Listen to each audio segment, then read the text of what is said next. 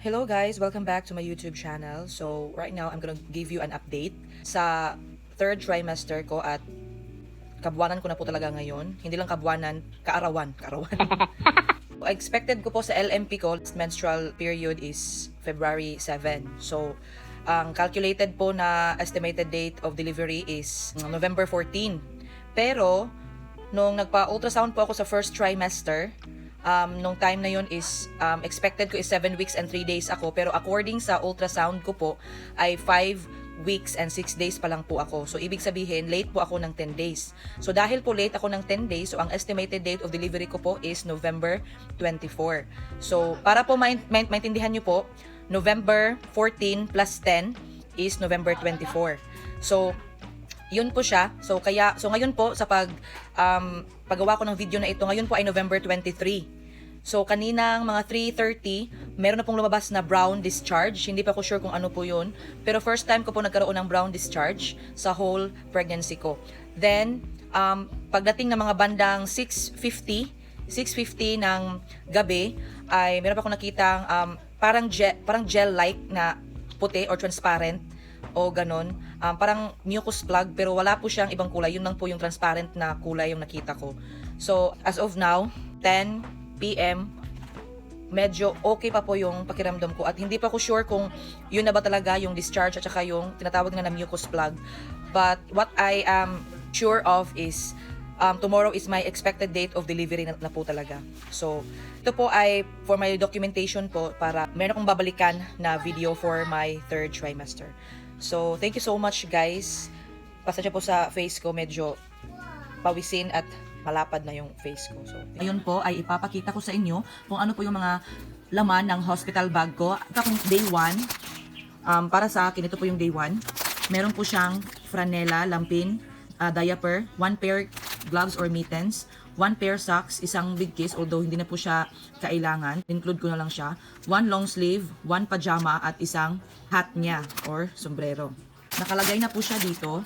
Ito na po siya guys. So, tsaka yung sa day 2 guys, pareho pa rin guys ang laman. Ito. Meron din akong day 3. Pareho pa rin po ang laman. Maliit lang yung lalagyan niya. Bali, hopefully, ito na siguro yung susuotin namin kapag mag-out na kami or mag-discharge na. Ayan. So, ito po yung mga extras namin. Nilagay ko na po siya. Meron pong 2 hats, 2 big kiss, 2 short sleeves, 2 pair of gloves, 2 pair of socks, at 2 hats. So, ito po ang kanyang isang Durabox. Yan po siya kalaki. Durabox, Megabox. Yan po yung mga just in case kukulangan kami. Maraming extras dyan. At saka meron pang diaper. Ito meron oil, merong lactacid, merong alcohol, merong cotton buds. Ayan. At saka meron kaming extrang alcohol. Yan yung diaper na pinagkunan namin. At meron din kaming wipes. Ito yung ginagamit ko na wipes. Meron kaming cotton balls. At meron din kaming extra absorbent cotton. Ayan.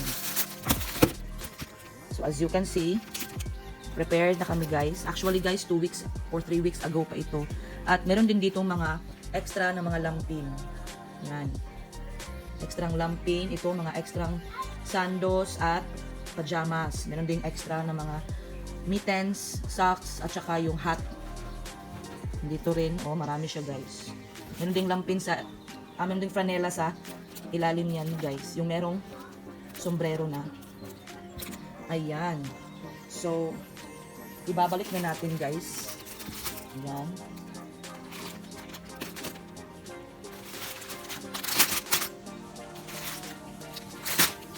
Ayan. At saka, bago ko makalimutan, meron din kami ganito guys. Ganito. Temperature para kay baby. Ayan. So, nakalagay na siya sa pouch. So, dito ko siya ilalagay guys. Ayan. Meron din kaming unan ni baby. Ilalagay ko dyan. At yung comforter ni baby, dyan ko ilalagay. Ayan. So, kompleto na guys. Anytime po ngayon, pupunta na po kami sa lying-in clinic. Kunin ko muna ulit at ibabalik ko dito yung yung nilagay ko na day 1 at day 2.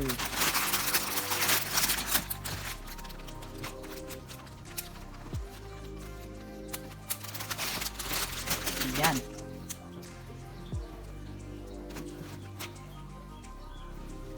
Ayan.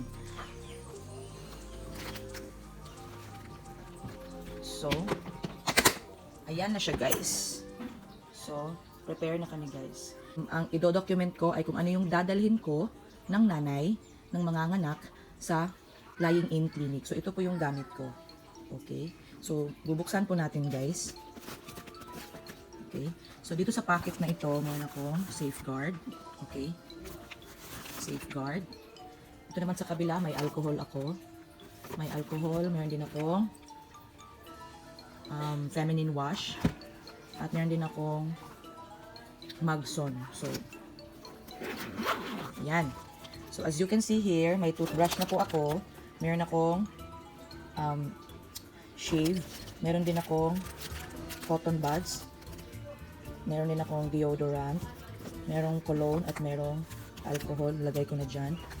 Meron din akong wipes. Diyan ko na nilagay. So, zipper ko na po siya guys. Tapos, pag i-open natin ito, ayan. Meron akong malaking wipes dito, guys. Meron akong malaking wipes. Ayan. Ito. Lalagyan ng underwear ko. Ito. Meron din ito, mga napkin. Ayan. Meron din akong biscuit para meron akong makain kahit konti. Meron din akong adult diaper. Meron akong towel. Meron akong face towel. At yung sa ilalim guys, ito yung mga susuotin ko pagkatapos kong mga naksun. So yan. Yan yung towel ko. Okay. Ayan. Yung face towel. Meron akong mga at least 6. Ay 4 lang pala guys. 4. May extra na ako doon sa isa. Na susuotin ko pagkatapos. Ito. Ayan. Ito ko ilalagay guys. Tapos, balik na natin guys. At anytime prepared na tayo. Siyempre, kasama na rin natin yung mga documents natin guys. Nandun sa isang bag. Ayan. So, nakaligpit na ito guys lahat. Naka-prepare na lahat. Ayan. So, ginamit ko yung bag ni baby kasi yung bag ni baby, yung mga gamit ni baby I mean, nilagay na sa Durabox. So, ito na po yung dadalhin namin lahat. Ayan. Yan na po yung dadalhin namin lahat. So, wala na siguro. At saka huwag niyong kalimutan yung mga documents niyo guys, mga marriage certificate, PhilHealth, IDs, mga original IDs. Dapat naka-photocopy na yun. Ano pa? Sa husband mo rin, birth certificate niyong dalawa, just in case. Dapat naka-photocopy, marriage certificate niyong dalawa, yun. At marami pang iba na dapat dalhin. So, yan na po guys yung dalawa. Okay? So, as of now, November 24, 2022, medyo sumasakit na po kasi yung bewang ko at saka yung tiyan ko. At mayroong lumalabas ng mga brown discharges. So, nag-start po talaga siya yesterday, November 23, 3 p.m. nung una. At may mucus plug na nung 6:50 p.m. So, nag-exercise ako. At ngayon, waiting na kami magpunta kami ngayon sa lying-in clinic para magpa-IE at magpa-check up kung ano na ba yung advice ng doktor ko sa akin. On the way na po kami sa Mama Care and Lying-in Clinic. Today is November 24 at 8 o'clock in the morning. Kasama ko po ang second baby namin, si Josh Patrick. Say hi! So, papunta po kami sa Mama Care ngayon, guys. Okay. Hello, guys. Hindi ako nakapag-ayos. So, pupunta po kami ngayon sa Mama Care para magpa-IE. So, i-update ko lang po kayo kung ano na po ang mangyayari, ma-admit ba ako or hindi.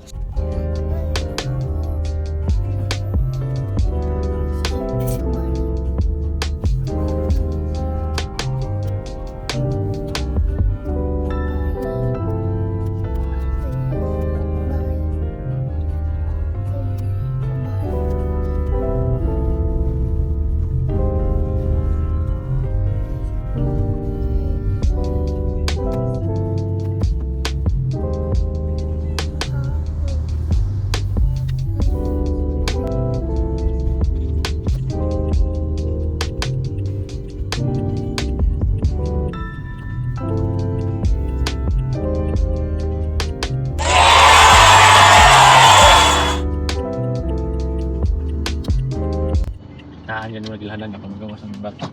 Hmm? Nagilhanan. Balik naman tayo na di na balik. As of now, 2 cm po ako, 2 cm.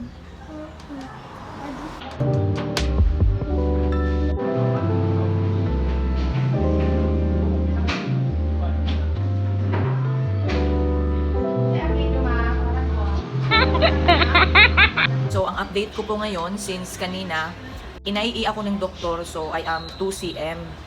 2 cm at saka mayroon akong dugo na lumalabas. After that, so nag-decide si doktor na resetahan ako ng Primrose. So yun nga, nilagyan na ako ng Primrose. Mga bandang 9:30 kanina. At mayroon na po akong dextrose, so ito po siya.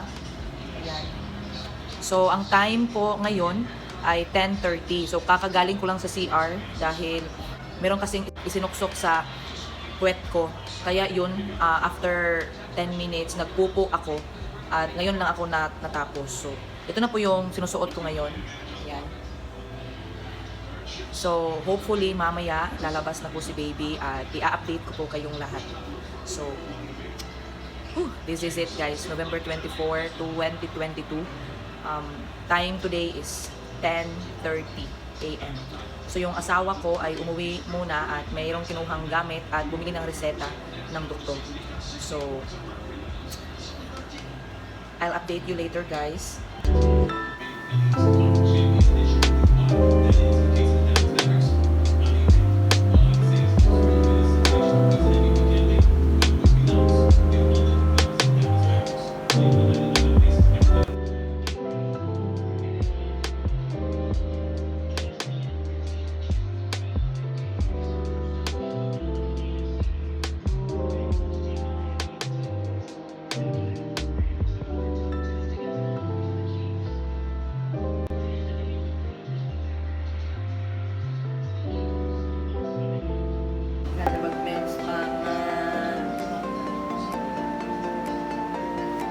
Busog na.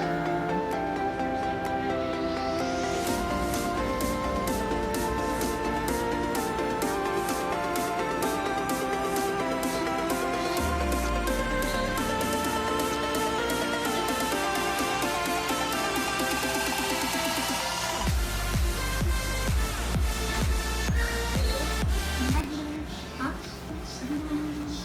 Baby. Doktor na si baby, di na po ni si John. Nay. Yes, mama.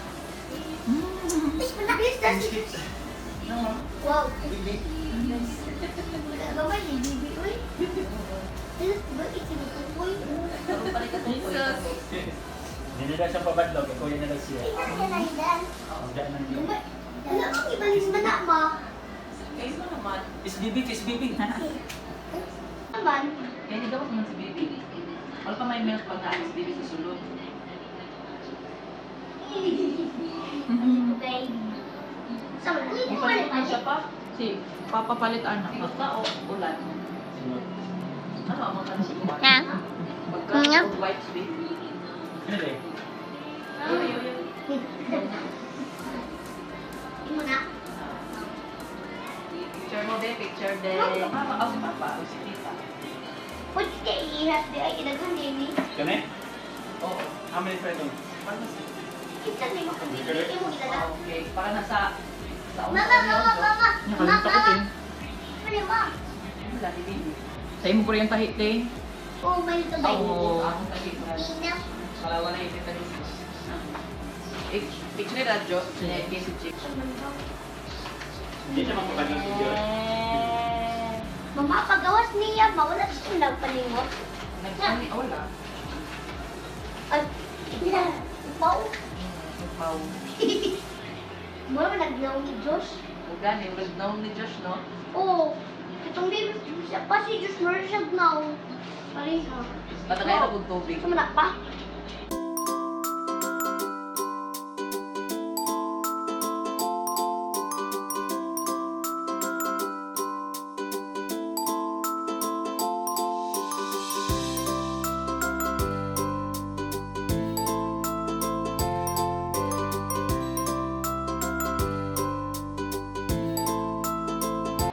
Hello guys, so it's 7, I think 7, almost 7 o'clock in the evening.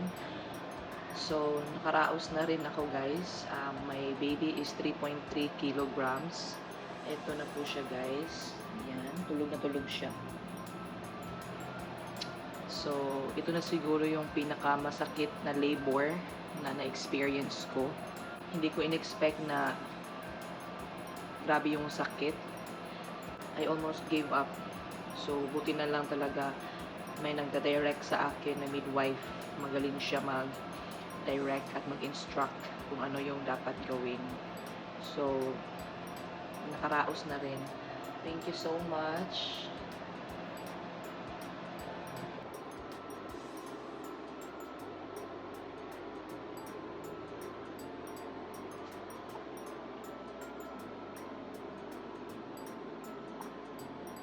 Sidok si baby, sidok. Sidok.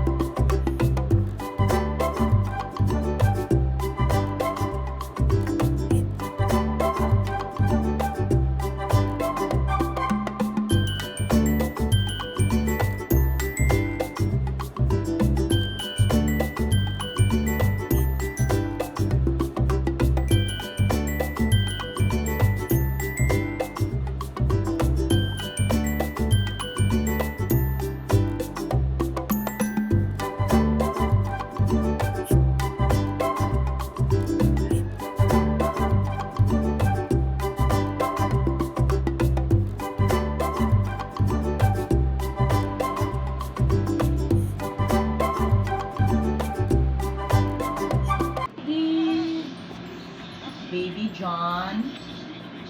Sus, wala yung mata, hindi na makita.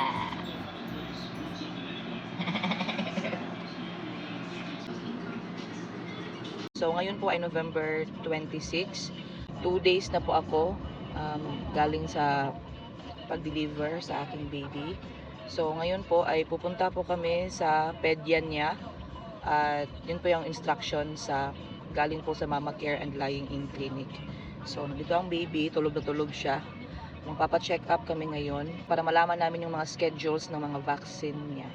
So, thank you very much guys for praying for us, for a safe and normal delivery, and of course for a healthy baby. Thank you and God bless.